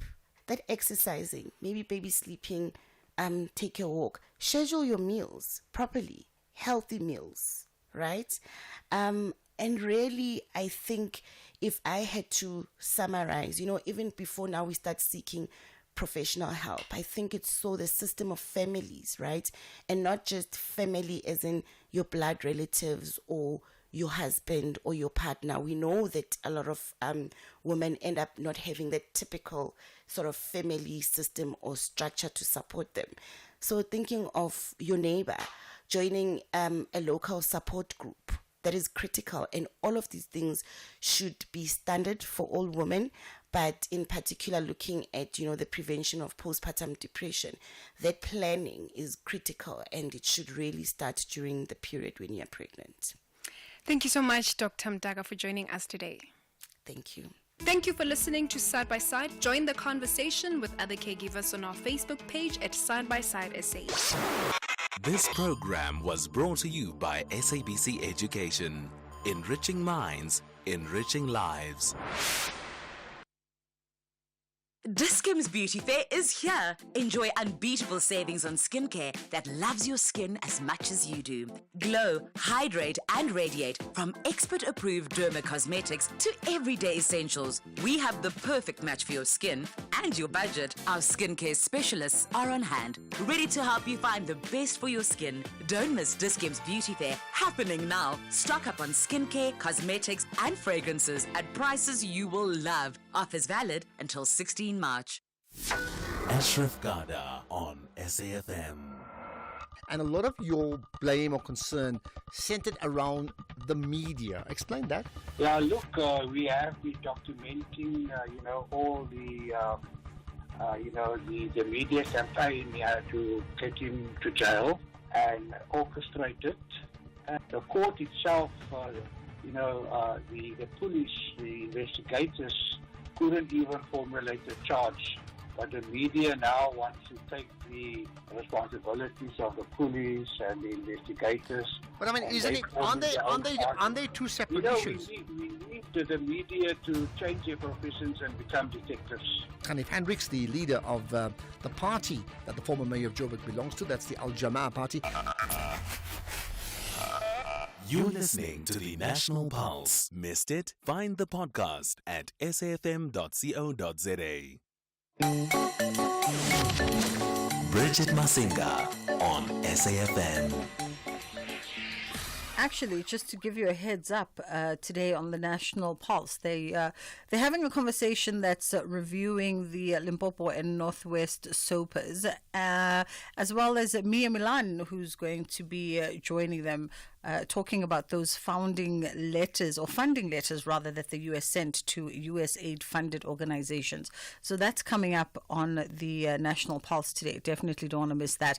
I think they'll also be catching up with the CEO of Proudly SA to talk about some local summit that is around the corner. Right now, though, we're wrapping things up from our end, looking at leveraging philanthropy and technology with YES, and they are the Youth Empowerment Service. We'll find out more about the work that they do, as well as how it's benefited some of its alumni. Gina Twala is joining us, who in fact herself went through the program. How are you doing this afternoon, Gina? Hi, I'm great, and you? I'm great, and you, Bridget? I'm great, thank you. Perhaps some background on the Youth Employment Service. Yes, definitely. So I was part of the Youth Employment Service programs in 2023, and I was part of a program they call YCC, that being Youth Content Collective. And me joining this program, I'd say I basically didn't really have a hope as to what I'm going to do. And I went to the hub. The hub is situated in Alexandra, so it's nice and close to everybody. I went there, and they just so happened to be an opportunity, and I had to grab it by both hands. And I'm happy to say that I have gained so many skills that have put me where I am today. What is the primary mission of the Youth Employment Service? What do they offer to young people? I'd say the most thing they offer to young people is empowerment. It's something helping a person, but you can't always rely on handouts. Now, what the Youth Employment Service does is they give us skills so that we can go out there and work and make sure that we provide for ourselves. So I'd say empowerment is one of the biggest things that I've gotten from the Youth Employment Service. I think I'm trying to also ascertain just the kind of skills, right? Because obviously there's a host of sectors and expertise in the country and interest by young people. So when we talk skills, empowerment skills, development skills in the context of the Youth Employment Service, what really would those be? I'd say, because of the program that I was in, the skills I was able to attain are your graphic design, your videography, photography, everything media related, basically marketing related. But there's also programs in drones, there's also programs in, there's a whole wide range of programs within the Youth Employment Service, and those are skills that are basically needed in our country. So young people can definitely penetrate the market with those skills. Okay. So you were part of the cohort for the Youth Content Collective, which is a sort of sub-program under the banner of the Youth Employment Services.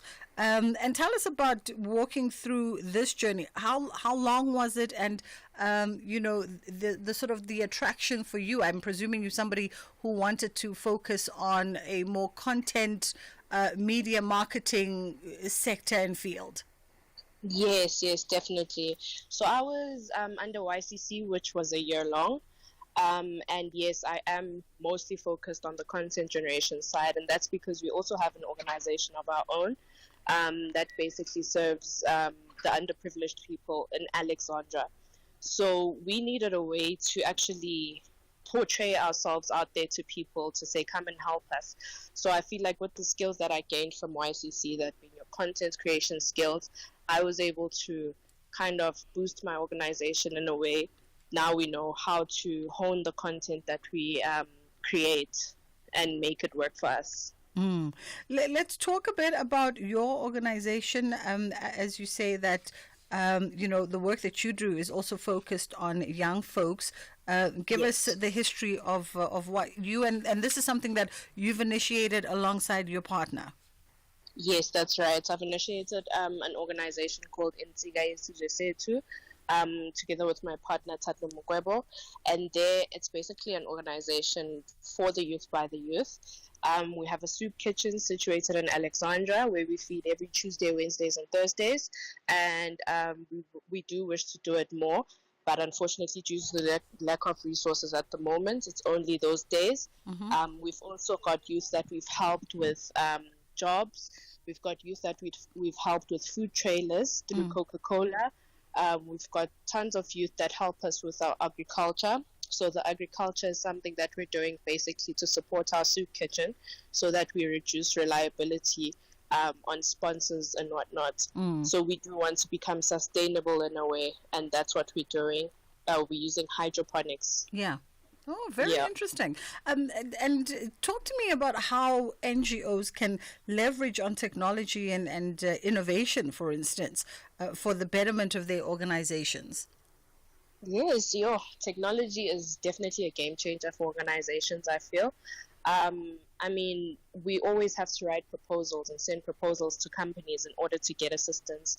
And now you have platforms like ChatGPT, for instance, for those who don't really have great writing skills. You can just get onto ChatGPT and it will definitely help you to write a proper proposal. I mean, we're into hydroponics now, and that's a new type of innovation, I feel, that will be very, very popular in the near future, and we're trying to penetrate it right now. That's basically because Alexandra is a place that doesn't really have a lot of space. We're trying to plant vertically so that we are able to get many vegetables from that little space that we have. So, yeah, technology is definitely a game changer. And the challenges that are faced by organizations and NGOs and NPOs that perhaps fail to move with the times and that fail to incorporate technological advancement into what they do. Yes, definitely. There's a lot of organizations that have those challenges. And I feel like organizations like ours, being in Insiga Setu, we're the ones that need to hold the hands of these organizations because we're on the ground, and it's possible for us to do that. We've got a bit of knowledge.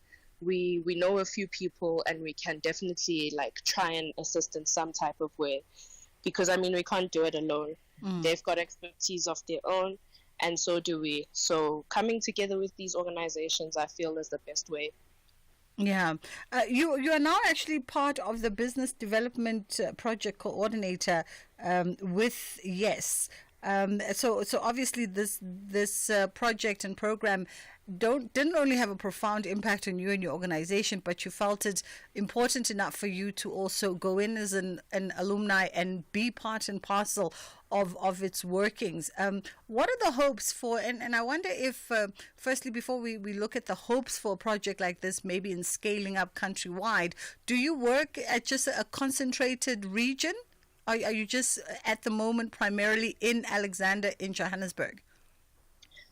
Yes, due to the lack of resources, I'd say yes, we're in Alexandra at the moment, but we have basically branched out to communities like your Tembisa, Rosettenville, Soweto, but we hope to do that in the near future.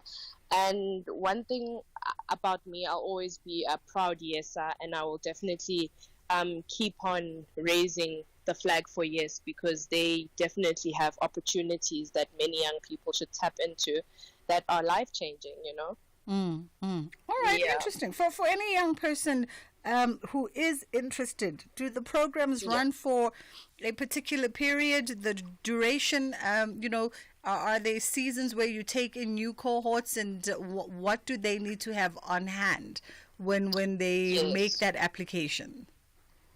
So I would advise any young person who's looking to get into this to definitely stay tuned on Yes's social media. And also, so with the duration of the programs, I was under a 1-year program, but some of them range from 3 months, 1 year. It's different programs with different durations. Okay. So stay tuned to the social media of Yes. They definitely post whenever they have any available cohort intakes. So yeah, that would be the best thing to do. All right. And that is the Youth Employment Service. Am I to assume the digital, the website online presence is the youthemploymentservice.co.za? That's right. Okay. Youthemploymentservice.co.za. They've got Instagram, they've got Facebook, LinkedIn. You can find them everywhere. Awesome stuff. Gina Twala, thank you so much for the time today. Gina is the Business Development Project Coordinator at Yes, and that's the Youth Employment Service.co.za is where you can go and have a look to see if maybe they might have a program that speaks directly to the kind of work and interest that you have and the skills that you require, and you can hopefully secure yourself a spot for the next cohort.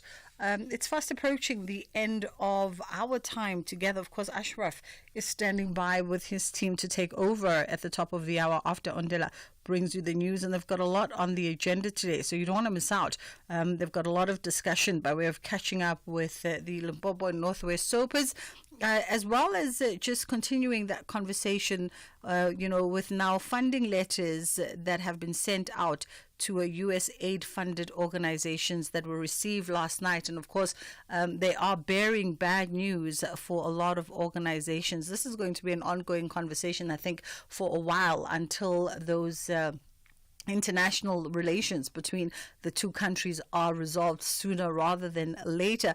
A lot of people on social media, where we all obviously congregate to discourse as a collective, a lot of people at this time, expressing how much they miss Gogo Naledi Pandor, and maybe thinking that her presence and her experience and gravitas could have helped steer us in these very tricky waters. But hey, man, let's see what Minister Lamula is up to. Let's give him a little bit of time and a little bit of space. Perhaps he will get a handle of this unfolding crisis situation between the U.S. and South Africa that's affecting us on various planes indeed, and of course those in the NGO space also feeling that pinch at the moment. They'll also be catching up with the CEO of Proudly SA. That should be an interesting conversation, and we'll see what Proudly SA is getting up to in 2025. They always have some interesting campaigns that they're ready to unfold. Tomorrow is Friday. How quickly the week has flown. We're going to wrap up the week with a more artistic and cultural offering tomorrow. Same time, same place, between 1 and 3, right here on The Full Circle with myself, Bridget Masinga. We're going to sign out with a little bit of a palate cleanser. You know, sometimes you are happy when a show is done and dusted because of everything that was going on behind the scenes. If you do live stream all the shows, I think you can tell by now. You know our mannerisms. You know when we are in a state of being relaxed and things are going smoothly, and you can obviously pick up when we're all on, nervous edge because things are just going awry and we're trying to salvage everything. But yeah, we'll see you tomorrow. So let's sage the studio so that Ashraf and his team have a better afternoon. Inshallah, God willing, we'll do it again.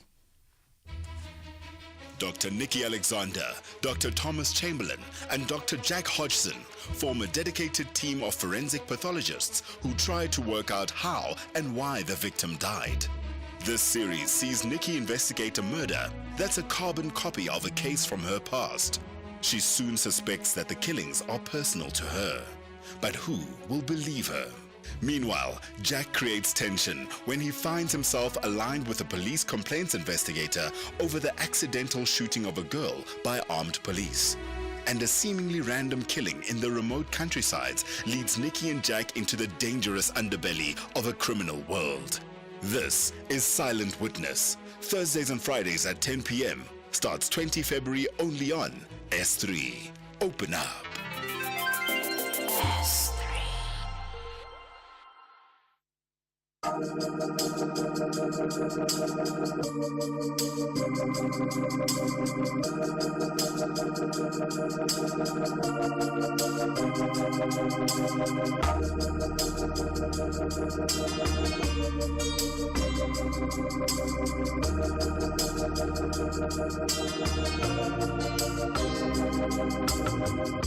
Akekho namnye oza konwabisa, akekho namnye oza kuphuhlisa, angaphiko nothi simbelela ku, ndithi akekho oza kuthulisa. It's just a little loneliness here.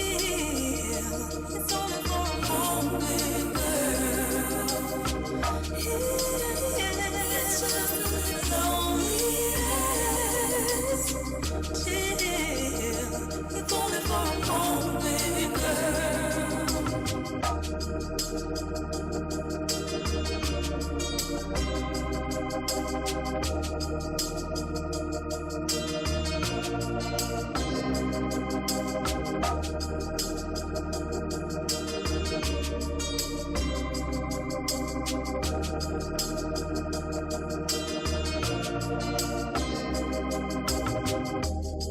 inyembezi zonke maziwele phansi, mbulu ukuthi uvela phina. All the times we've seen ups and downs, you've always come through.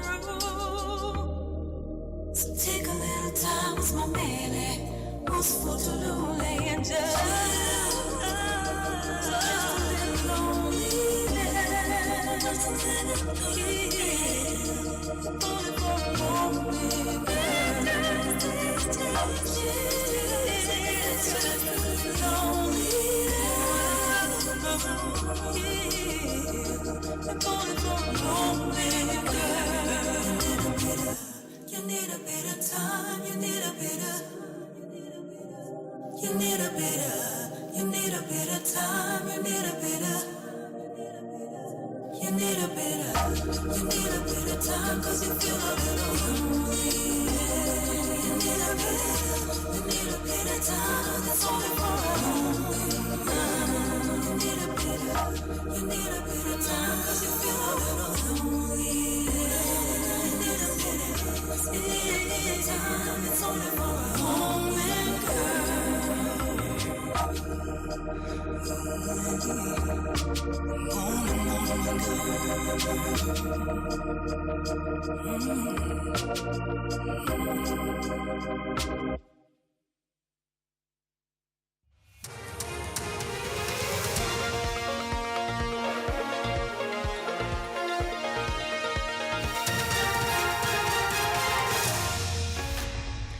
Top stories at 3. Government yet to deploy envoy to various countries, and National Health Department reacts to US aid reports. For SAFM News, I am Onde Lambana, and a very good afternoon. Government has confirmed that the envisaged envoys to be deployed in different countries to explain the country's position, among others, are yet to be established. President Cyril Ramaphosa, during the State of the Nation address, announced that he will be sending an envoy to various states, including the U.S., to clarify the country's position on a number of contentious issues, including in the Land Expropriation Act. Minister in the Presidency, Khumbudzo Ntshavheni, was speaking at a media briefing in Cape Town. We will announce when the envoys are sent, and we are glad that you continue, not only the media but South African, call out the misinformation, as I've indicated, that are being said. And I don't know why we want to expropriate the president's power. There's only one person who's called the president who takes the oath of office to be president. And he's the one who's going to appoint the envoys, and when that appointment is done, we will then announce the appointment. The National Health Department says although it has not received formal communication, it's shocked at reports of the termination of U.S. aid to South Africa. According to a statement released by U.S. aid yesterday, it was decided that the continuous funding was no longer a part of U.S. interests. This follows U.S. President Donald Trump suspending funding for 90 days pending a review of the programs. The department spokesperson Foster Mohale. Now we were equally surprised when we read through one of the media houses in the country, the leading media houses in the country in the space of health reporting basis, that some of the NGOs have received the final letters to inform them that the grant has been permanently ended. So, but as the minister has been saying previously, that as the department, we were not receiving direct correspondence from the U.S. government or the entities. So even now we have not received, so we are just reading from the media. AmaZulu King Misuzulu Kazolithini has expressed concern about the impact of this week's floods in KwaZulu-Natal. He was delivering his address at the opening of KwaZulu-Natal Legislature in Pietermaritzburg. 6 people have died and others are missing. Properties, roads, businesses and infrastructure have been damaged, particularly in the south of Durban and on the province's south coast. King Misuzulu says it is painful to see people suffering under these conditions. Madam Speaker, recent devastation caused by the floods is a stark reminder to the challenges we face as a nation. While it is undeniable that the climate change plays a significant role in the role of these disasters, we must also reflect on the way our land is settled and developed. I have observed the great concern in the areas under leadership of Amakosi, as well as in uncertain urban settlements. Homes are being built too close to the roads and too close to water streams, placing our people's lives in grave danger. The Department of Cooperative Governance, Human Settlements and Traditional Affairs in the Northern Cape has warned spaza shop owners and food handling businesses that have not registered to operate that they will be shut down after tomorrow. Last year, government extended the deadline for businesses in the sector to have their companies registered by February 28th. Dr. Messi Bentley Fasa has urged business owners not to wait until the 11th hour to get their affairs in order. We are not going to tolerate any lawlessness. We are going to close that shops. If there's any such thing that's going to happen, we are going to close that, because I think the President gave extension from last year for all the owners to comply.